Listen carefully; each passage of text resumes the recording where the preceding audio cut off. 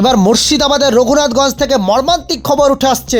শ্বশুরবাড়ি বেড়াতে এসে মর্মান্তিক পথ দুর্ঘটনায় প্রাণ হারালেন জামাই।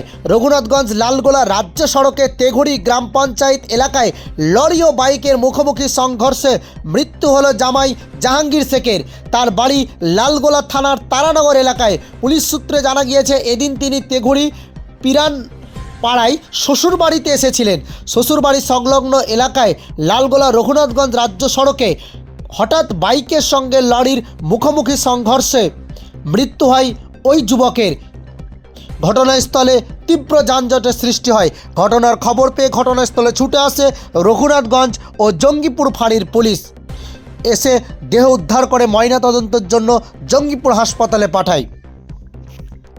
আমাদের বাড়ি থেকে এসেছে, তারপরে কি হয়েছিল? কোথায় বাড়ি ছেলেটার? ছেলেটার বাড়ি তারানগর। তারানগর। এখানে কোথায় এসেছিল? এরা শ্বশুর বাড়ি এসেছিল। আচ্ছা, কোথায় শ্বশুর বাড়ি? তেঘড়ি। দিয়ে কিসের সঙ্গে দুর্ঘটনা? ও, দিয়ে মারা গিয়েছে। আচ্ছা, দিয়ে কোথায় নিয়ে গেল এখন? হাসপাতাল নিয়ে গেল। আর কি নাম ছেলেটার? বয়স কত আনুমানিক? 30 বছর। ছেলে মেয়ে আছে ওর? ছেলে মেয়ে নাই? নতুন বিয়ে নাকি?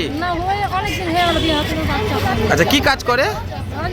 রাজমিস্ত্রি কাজ করে বাইরে। কি আপনার নাম কি? জ্যোৎস্না বিবি।